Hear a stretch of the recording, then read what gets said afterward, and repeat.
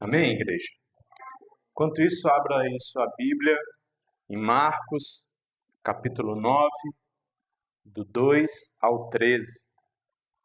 Marcos, Evangelho de Marcos, capítulo 9, do 2 ao 13. Alguém pode desligar o ventilador aí para nós? Fazendo um favor? Acho que não está calor e é o de cima. Obrigado. Melhorou um pouco o barulho. Todo mundo achou? Amém ou misericórdia? Amém? Opa, tem uma misericórdia aí. A gente espera.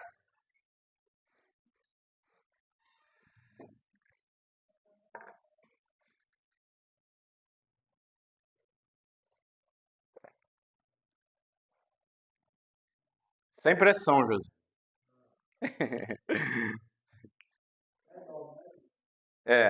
9, do 2 ao 13. Vai falar assim: 6 dias depois, Jesus tomou consigo Pedro, Tiago e João e os levou a um alto monte, onde ficaram a sós.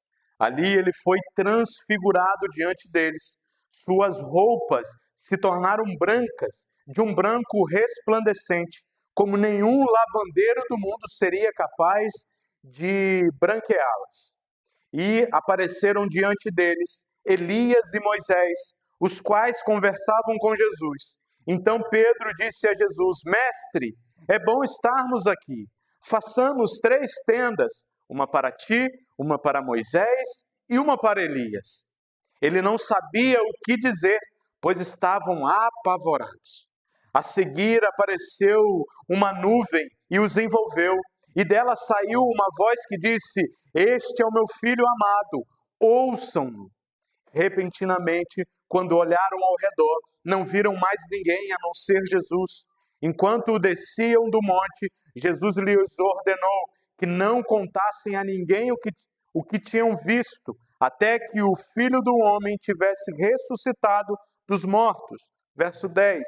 Eles guardaram o assunto apenas entre si, discutindo o que significaria ressuscitar dos mortos. E lhe perguntaram: por que os mestres da lei diziam que é necessário que Elias vinha primeiro? Jesus respondeu: de fato, Elias vem primeiro e restaura todas as coisas. Então, por que está escrito que é necessário que o Filho do Homem sofra muito e seja rejeitado com desprezo? Mas eu digo, Elias já veio e fizeram com ele tudo o que quiseram, como está escrito a seu respeito. Feche seus olhos mais uma vez esta noite. Senhor Deus e Pai, aqui está a Tua palavra, Deus. Deus, que o Senhor possa nos direcionar, ó Pai, a ouvir e entender aquilo que o Senhor quer falar conosco essa noite, Pai. Não deixe que nada, ó Deus, tire a nossa atenção. Não deixe que o sono, meu Pai, invada a nossa vida, meu Pai, e a gente não consiga compreender aquilo que o Senhor quer tratar conosco essa noite, Pai. Não deixe que cachorro tire a nossa atenção, não deixe que o irmão do nosso lado tire a nossa atenção, mas que nós venhamos entender aquilo que o Senhor quer falar conosco por meio da Tua palavra, Pai. Em nome santo de Jesus. Amém e amém. Amém. Estamos diante de uma porção do Evangelho de Marcos, né?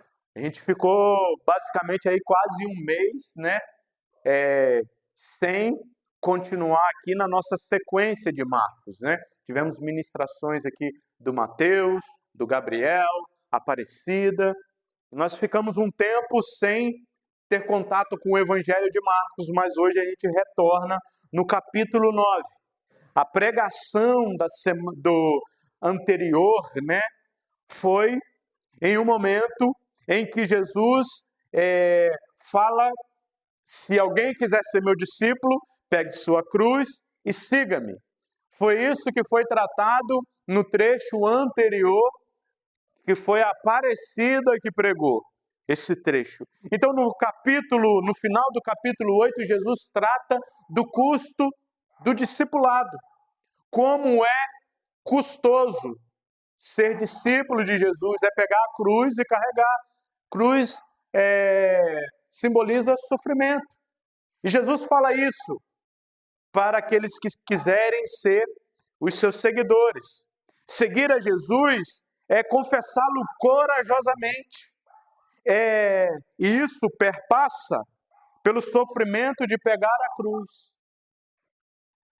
Sofrimento por causa do Evangelho.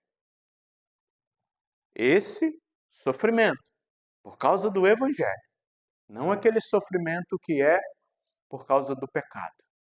Esse é consequência. Mas o sofrimento por viver uma vida reta, o sofrimento, como a Natália falou, de sofrer retaliações por correr atrás da justiça.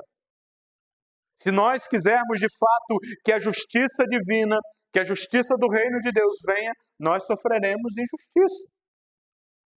Então Cristo falou da cruz e agora ele revela nesse trecho a sua glória. Agora para aquele grupo de 3 discípulos, para aquele trio, que era o trio mais íntimo de Jesus, ele revela parte de sua glória. E tudo que Jesus faz, desde o início da sua vida até a sua morte, tem um sentido. E o sentido que tem essa passagem de antes ele falar do sofrimento e agora ele mostrar um pouco da sua glória, significa que para ter a glória de Cristo, nós passaremos por sofrimentos. Ele mesmo disse que no mundo nós teríamos sofrimento. E só agora que ele revela um pouco da sua glória para aqueles discípulos. E nem foi para todos os discípulos que Jesus mostra. E quando nós vimos que na metade desse trecho que a gente está estudando essa noite, Jesus fala, olha, não contem para ninguém até que eu ressuscite. Essa história da transfiguração, e nós vamos ver o que significa transfiguração, foi mantida em segredo por os 3 apóstolos. Para Pedro, Tiago e João. Aqueles que eram mais íntimos de Jesus, aqueles que Jesus chamavam-os à parte em alguns momentos. E aí, é lógico que quando Jesus ressuscitou, eles testemunharam disso, falaram disso. O caminho da glória passa pela cruz. O caminho de ver a glória de Cristo, de ver o rosto dele transfigurado, passa pelo caminho da cruz, caminho do sofrimento, que é o que ele fala antes. E chegamos aqui no verso 2, e ele fala que 6 dias depois, Jesus toma consigo Pedro, Tiago e João, e os leva a um alto do monte, e eles ficam ali a sós, e ali Jesus é transfigurado, o rosto de Jesus é transformado. Transfiguração é isso, mudar de forma ou ser transformado. O que aconteceu naquele momento ali foi uma mudança na face de Cristo. E o interessante é que Jesus Cristo, ele vai até esse lugar, ele chama os seus discípulos para fazer algo que rotineiramente ele fazia, que sempre ele fazia, que é orar, que é tirar um momento em oração. Aqui Marcos não traz muitos detalhes, mas Lucas vai falar que ele se retira para aquele lugar com o intuito de ter contato com o Pai, orar ao Pai. Jesus, mesmo sendo Deus, o tempo todo nós vemos nas Escrituras ele tirando um momento para orar, para buscar intimidade com o Pai. E agora ele chama 3 discípulos dele, que eram os mais íntimos dele, para fazer aquilo que Jesus fazia em intimidade com o seu Pai. Orar. Orar. Buscar a face de Deus. Buscar Deus. E Pedro, aliás em em Lucas, vai falar que eles sobem Mas Pedro, Tiago e João, eles caem em sono. Eles dormem. Eles dormem e não conseguem tirar um momento em oração. Jesus queria chamar eles para orar junto com Jesus, para serem íntimos de Jesus. Mas eles, em algum momento, eles não dão valor a essa intimidade e eles não oram, eles são vencidos pelo sono. Só nessa primeira parte já nos revela que nós devemos procurar a intimidade de Jesus. Devemos procurar ter intimidade com Deus. Os discípulos naquele momento tinham Jesus encarnado ali com eles. Jesus estava ali com eles. Nós hoje não temos Jesus encarnado.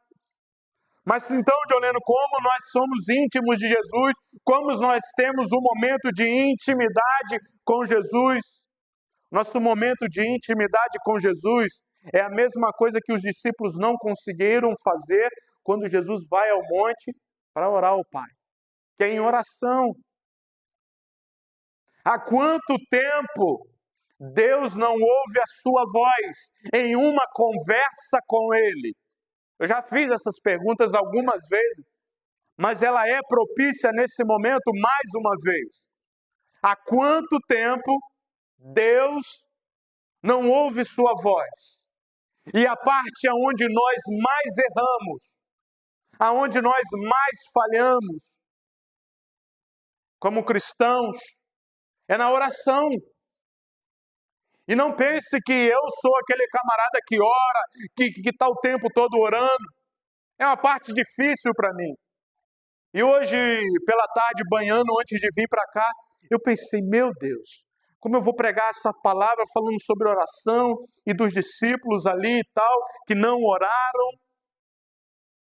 Como eu vou falar isso para a igreja se eu não oro? O que eu preciso fazer? Eu comecei a pensar, eu preciso me policiar. Se isso não é uma prática natural na minha vida, eu preciso me policiar até que isso se torne uma prática natural. Eu falei, e eu cheguei a uma solução. Se você tem problema com oração, essa é uma das soluções. Coloque o seu celular para despertar. E em um momento da minha vida eu fiz isso. 3 vezes por dia. Eu botava o celular lá despertar e com escrito oração. Era aquele momento que eu ia tirar para orar. Que aí eu lembrava. Aí depois de um tempo, aquilo já virou prática. Não precisava nem mais despertar. Mas quer uma ajuda, quer um conselho? Faça isso. É o que eu vou fazer. Colocar o celular para despertar, para ter um momento de intimidade com Deus, para ter um momento de conversa com Deus. Muitos de nós só tiramos momento de oração quando vamos dormir. Aí somos pegos pelo sono. E igual os discípulos, somos vencidos pelo sono. O sono nos vence. E nós não conseguimos buscar a Deus através da meditação e da oração. Passamos por um curso aqui muito bom. E em todo ano, se Deus quiser, a gente vai fazer esse curso, que é sobre meditação e oração. Devemos orar, buscar a Deus.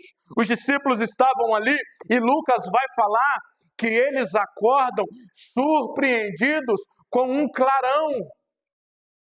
Eles só acordam porque a glória de Deus ali foi tamanha que trouxe um clarão e eles acordam. E quando eles abrem os olhos, a face de Jesus brilhava e as suas roupas estavam tão brancas que nenhum lavandeiro poderia lavar para ficar tão branca. Nem aquele sabão Aparecida, que a senhora faz com soda cáustica, com potassa, que tira qualquer mancha. Se deixar muito tempo, tira até a camisa deixa de existir. Corrói a camisa toda. Nem esse sabão é capaz de mostrar a brancura que ficou às vestes de Jesus. John Lennon, mas por que isso? Isso era para mostrar a santidade de Jesus. O quanto ele era santo. O quanto ele é Deus poderoso. E os discípulos não conseguem entender. E aí, o porquê eles estavam dormindo, não estavam em oração. Acontece uma cena quase igual do que vai acontecer para frente, que vocês vão ver, que é no jardim do Getsemane. Que Jesus chama os seus discípulos, quem? Pedro, Tiago e João, para orar, para vigiar com ele. E o que acontece? Eles dormem, de novo, dormem. Eles já tinham passado por uma experiência aqui da transfiguração. Eles dormem. E aí, na cena que vai vir, o que acontece? Pedro pega, cepa a orelha do servo lá, do comandante que vai pegar Jesus. E agora, o que acontece? Eles acordam e se deparam com aquilo. Aí eles veem Moisés ali conversando com Jesus e veem também Elias. Olha só a glória que eles conseguem ver. Eles veem Moisés, Elias, e como se não bastassem, ele vê Jesus Cristo com sua face brilhando e a sua veste branca, tão branca como a neve. Olha o tamanho da glória que eles conseguiram ver ali. E se eles estivessem em oração, com certeza eles tinham entendido a profundidade daquilo que estava acontecendo ali. Pedro vê isso. E Pedro é Pedro, né? Pedro sempre, ele é o camarada que fala, é o impulsivo, que não espera as coisas acontecer. Foi ele que decepou a orelha lá do camarada. E aí ele fala, olha, Senhor Jesus, como é bom nós estarmos aqui. Que momento gostoso da glória, da Shekinah de Deus. Vamos fazer 3 tendas. Uma para o Senhor, uma para Moisés e uma para Elias. Pedro não entendeu, os discípulos não conseguiram compreender, porque eles não estavam em oração. E aí, quando vem as coisas de Deus, nós não entendemos, porque não estamos espiritualmente firmados nele, porque o tempo de oração é péssimo. E aí, Pedro fala isso, vamos fazer 3 tendas. O que Pedro falou? Olha, vamos ficar aqui para sempre, vamos ficar nesse momento aqui, glorioso para sempre, a glória de Deus invadindo tudo aqui. Só que naquele momento, uma nuvem atinge tudo, uma fumaça, a presença de Deus. E Deus fala, olha, esse é o meu filho amado. Ouçam o que ele diz. Ouçam-no. Este é meu filho amado. Sabe o que estava acontecendo ali naquele momento? Lucas vai falar que Moisés e Elias estavam ali conversando acerca da caminhada de Jesus para Jerusalém, porque agora, daqui para frente, nós vamos ver Jesus caminhando para Jerusalém, que é onde vai acontecer a sua morte e a sua ressurreição. E eles estavam conversando acerca disso. E sabe o que estava acontecendo ali, nesse momento? Moisés era simbolizado pela lei. Elias trazia o símbolo dos profetas, porque Elias foi um profeta. Moisés foi aquele que Deus deu a lei para ele. O que estavam acontecendo ali? Estavam evidenciando que Jesus Cristo é o maior de todos. Que Jesus Cristo é maior do que a lei. Que Jesus Cristo é maior do que os profetas. John Lennon, e o que isso faz sentido para nós hoje? Significa que se ele é maior do que a lei está debaixo dele. Por isso que a salvação, meu irmão, é por meio da graça e merecida, não por causa da lei, porque Jesus é maior do que a lei. Jesus é maior do que Moisés. E Pedro queria fazer uma tenda para Moisés, uma tenda para Elias. Naquele momento ali, Deus estava afirmando a divindade de Jesus Cristo. Mais uma vez, se lembra no batismo de Jesus o que aconteceu? Se lembra? Sim ou não? O que aconteceu? E fala o quê? Este é meu filho amado em quem eu me comprazo, em quem eu tenho prazer. Este é o meu filho amado. Uma voz vinda dos céus, e agora nós vemos uma glória inundando aquele monte. E Deus mais uma vez falando, olha, este é o meu filho amado. A lei não tem mais valor. A lei só serve para mostrar o nosso erro e a nossa pecaminosidade. Ela não nos salva. Quem nos salva é Jesus Cristo. Aquele que foi transfigurado naquele momento. Aquele que mostrou um pouco da sua glória para esses homens. Aquele que morre no lugar de todo aquele que crê, de todo aquele que se arrepende. Jesus Cristo é muito maior do que os profetas, porque os profetas, quando nós estudamos o Antigo Testamento, assim como nós estamos estudando em todas as quartas-feiras, os profetas todos apontavam para Jesus Cristo,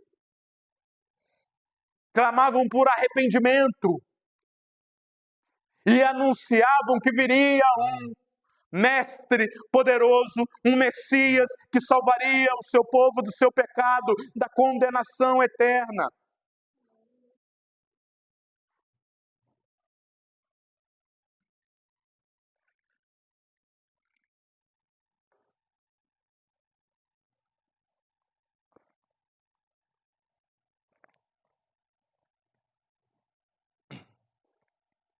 Quando nós estamos distantes de Jesus, a gente não consegue compreender as coisas espirituais. A gente não consegue ter discernimento espiritual. Jesus sobe para orar. A motivação de Jesus era para estar com o seu Pai. Essa era a motivação, buscar em oração. E os discípulos estavam ali, ainda sem compreender a profundidade daquilo que estava acontecendo. Quanto tempo eu e você vamos ser discípulos de Jesus, mas não entendendo a profundidade que é sermos seguidores, discípulos de Jesus. A nossa vida não está limitada a este mundo. A nossa vida não está limitada ao aqui e agora. Deus tem realizado milagres. Deus tem realizado grandes coisas. Assim como Ele foi transfigurado, meu irmão, e eu creio piamente na palavra. Eu creio verdadeiramente de que isso daqui não é história da carochinha, não é uma história conto de fadas.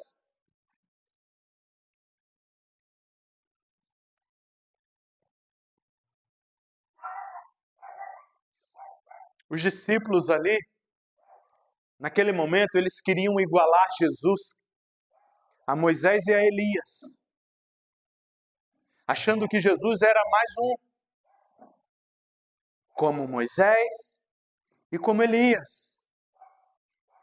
O grande problema quando nós lemos o Antigo Testamento e pegamos esses homens achando que eles são homens bons, é porque a gente coloca em pé de igualdade com Jesus Cristo, mas não existiu e nunca existirá nenhum nome igual o nome de Jesus. Não haverá. Moisés, Elias, Davi, Jesus é o Filho único de Deus. Muitos profetas, muitos teólogos falam que Deus, antes de dizer haja luz, porque é a primeira palavra que nós temos revelada do que Deus falou, ele já tinha dito haja cruz.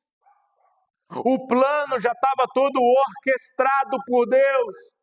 Ou você acha que a criação falhou e isso fugiu do controle de Deus? Ou fugiu do controle, ou você acha que fugiu do controle de Deus? Opa, Eva pecou, fugiu do meu controle. Ih, rapaz, já pensou Deus assim? Meu eu mesmo, agora o que eu faço? Ele é Deus, ele não ia falar meu Deus. Ele ia falar, meu eu, o que eu faço? Não fugiu do controle dele.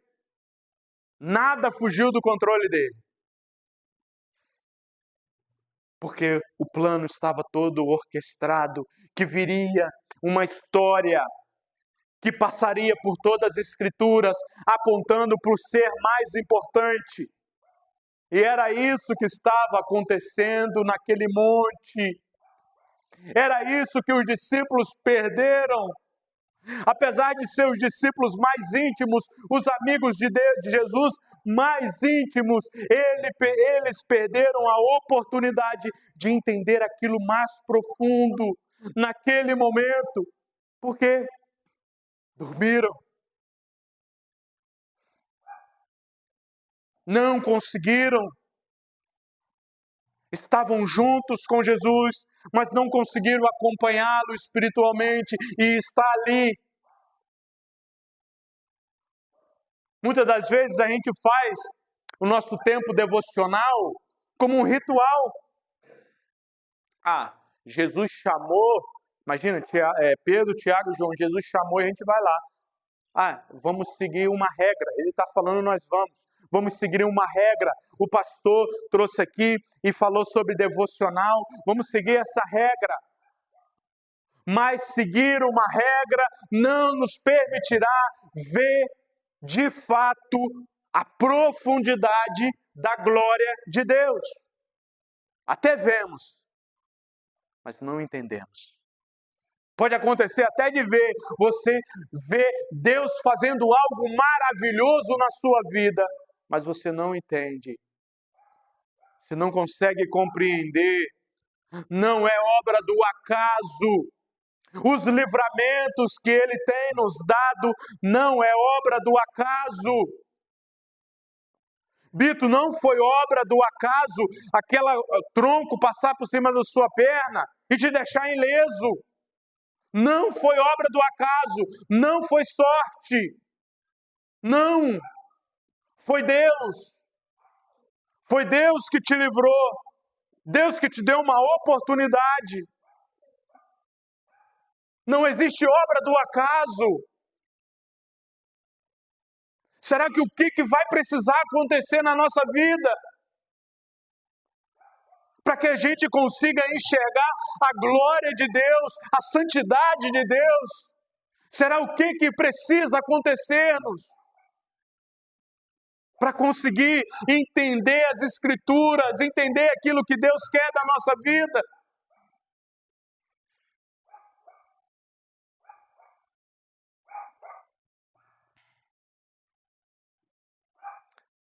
Esses homens do Antigo Testamento foram grandes homens, porém Jesus é muito maior.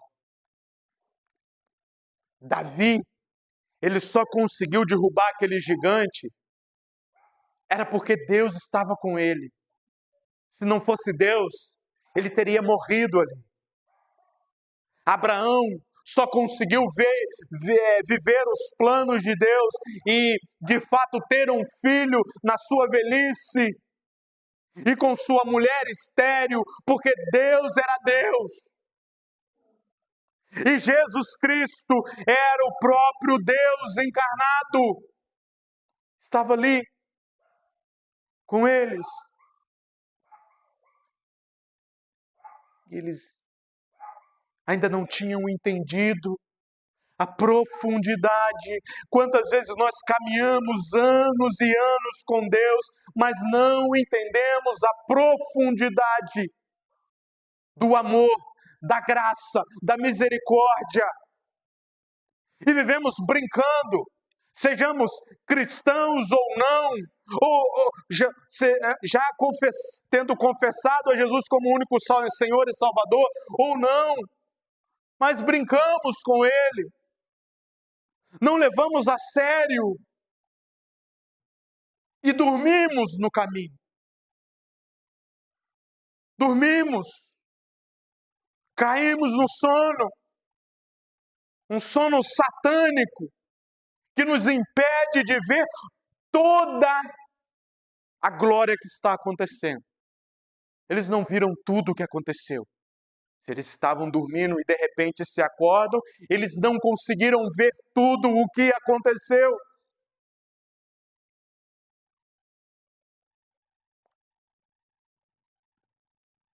Quando iremos acordar desse sono espiritual? Quando iremos acordar de fato e colocar a nossa vida diante do Cristo?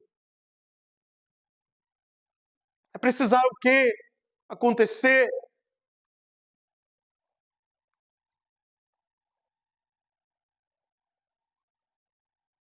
O Pai corrige, Deus corrige ali a teologia dos discípulos. Os discípulos achavam que Jesus era igual a todos, mas o Pai corrige e mais uma vez afirma que Jesus Cristo era o próprio Deus encarnado. E o motivo de nós estarmos aqui essa noite, dia 19 de maio, é porque Jesus Cristo foi o próprio Deus encarnado. Ele morreu e ressuscitou para que hoje nós pudéssemos ter a vida. E às vezes nós corremos atrás de migalhas, corremos atrás das coisas nojentas que Satanás vem na sua bandeja. Dormimos para as coisas de Deus. Depois eu vou. Depois eu me converto. Depois eu confesso a Jesus como meu único Senhor e Salvador. Agora não. Até quando? Você vai dormir?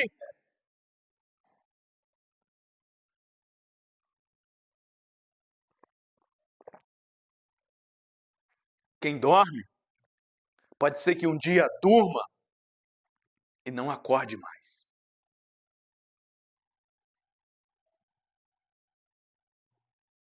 Quem dorme não vê a glória total de Deus. Quem cochila não consegue compreender o tamanho de Deus. Não consegue compreender que Ele é o Deus dos deuses e Senhor dos senhores. Não consegue compreender que Ele é o maioral, que Ele é o principal, que Ele é aquele em que nós devemos entregar a nossa vida o quanto antes. Estamos esperando o quê? Para entregar, de fato, a nossa vida a Deus. Ele é Deus. A Ele deve ser toda a nossa devoção. A Ele deve ser todo o nosso amor. Toda a nossa vida deve ser entregue às mãos dEle. Os maiores homens da Bíblia apontavam para Cristo, porque esse sim é o autor e consumador da nossa fé. Assim como fala em Hebreus 12, 2. Ele é o autor e o consumador da nossa fé. Ele é aquele em que a nossa fé deve estar.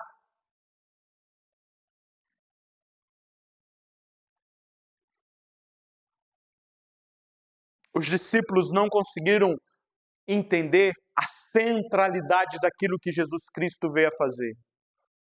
O tempo todo eles não entendiam que Jesus precisava morrer. Pedro, em certo momento, fala: não, jamais nós vamos deixar o Senhor morrer. Na primeira predição de Jesus Cristo, de que Ele ia morrer, de que Ele ia sofrer. Pedro fala não, de maneira nenhuma, porque Pedro não estava pensando nas coisas do alto. Pedro nunca estava ligado em Cristo. Não, de maneira nenhuma eu posso sofrer. Muitas pessoas falam, porque não estão ligadas no foco, em Cristo. E assim como Pedro fala, não, eu sou filho do rei, eu não posso passar por sofrimento, por lutas. Ei, antes de ver a glória, o caminho é a cruz. Antes de ver a glória, o caminho é arrependimento dos seus pecados, é sofrimento pela causa do Evangelho.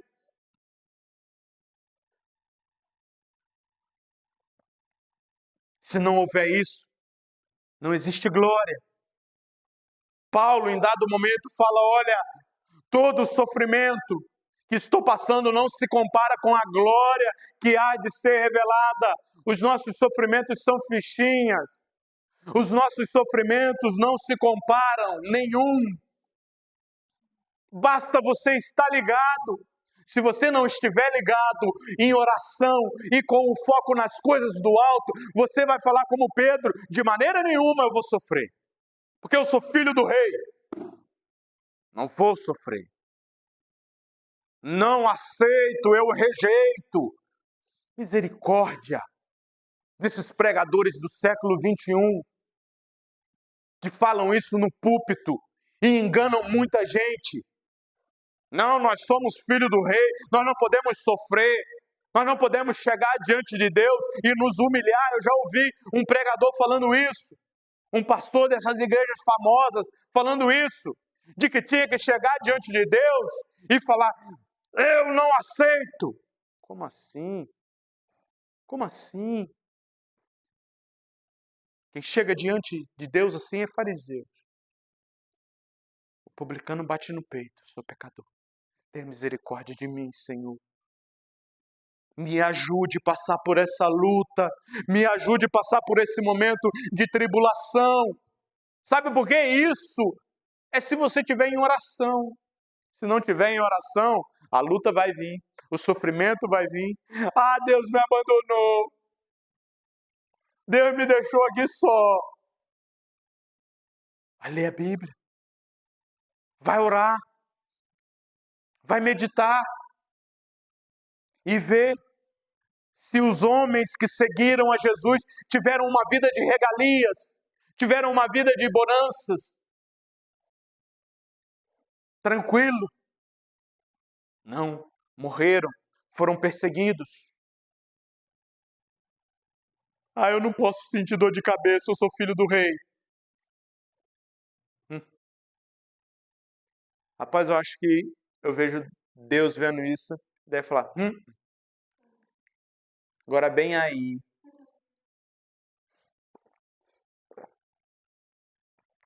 Vamos fazer uma tenda aqui, Jesus.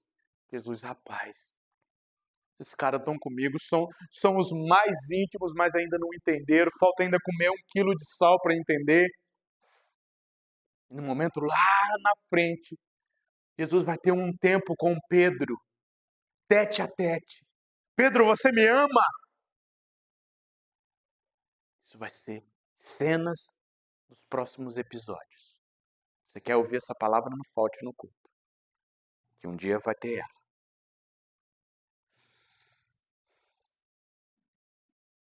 Para a gente concluir essa noite, meu irmão. Presta atenção. Busque uma vida de intimidade com Deus. Como John Lennon, oração e meditação, não existe outro caminho, esse é o caminho em que nós, seres humanos, conseguimos nos encontrar com Deus. Se eu não orar e não meditar, sinto muito, meu irmão, mas está faltando alguma coisa aí. Porque Deus se revela na palavra. Deus é Espírito e nós conseguimos falar com Ele através da oração. Talvez você ainda precisa se converter de fato. E a coisa mais importante, saiba que Ele é Deus e que sua morte na cruz foi para nos salvar. Não perca as oportunidades que Deus tem te dado. Você não sabe quantas oportunidades mais terá. A coisa de mais importante é aproveite enquanto o cavalo selado está passando na porta. Porque pode ser que ele não passe mais. Pode ser que uma vez não dê mais tempo. Se lance a Ele. Se entregue aos pés de Jesus. Porque como falamos, Ele é o Rei dos Reis e Senhor dos Senhores. Ele é o Deus todo-glorioso, tremendo, maravilhoso, Príncipe da paz, Cordeiro de Deus. Ele é tudo isso. Ele não é João da esquina. Ele não é apenas Moisés ou Elias. Ele é o Cristo, o Filho do Deus vivo. Amém? Glórias a Deus. Se entregue a Ele enquanto você ainda está vivo. Enquanto ainda você consegue respirar. Enquanto existe ainda ar nos seus pulmões. Porque você não sabe quando vai ser o seu último suspiro. Ninguém sabe. Respira aí, puxa aí fundo. Você não sabe quando você vai dar essa última puxada. Mas se você estiver com Deus, não há o que temer. Porque o que vai vir vai ser a glória dele. O que vem depois do sofrimento é a glória de Deus. O que vem depois da cruz é a glória. E estaremos com ele. Amém? Feche seus olhos. Senhor, nosso Deus e nosso Pai, Deus grande e maravilhoso, Pai. Deus, o Senhor é tão maravilhoso, Pai. Não nos deixe, ó Deus, passar por essa vida, meu Pai, sem vermos a Tua poderosa mão, sem vermos a Tua gloriosa mão em nossas vidas, ó Pai. Não nos deixe, ó Pai, viver uma vida sem dar o verdadeiro valor ao Teu nome, meu Pai, e sem glorificar ao Senhor, Pai. Deus, nos alerte, Pai, nos sacuda, nos acorde do nosso sono espiritual, ó Pai, para viver uma vida para o Senhor, para viver uma vida para Ti, ó Pai. Precisamos de Ti, precisamos da Tua graça e da Tua misericórdia em nossas vidas, Senhor. Essa é a nossa oração, Pai. Não nos deixe, ó Deus, voltar para casa os mesmos que entraram aqui, Pai. Em nome santo de Jesus. Amém e amém. Glórias a Deus.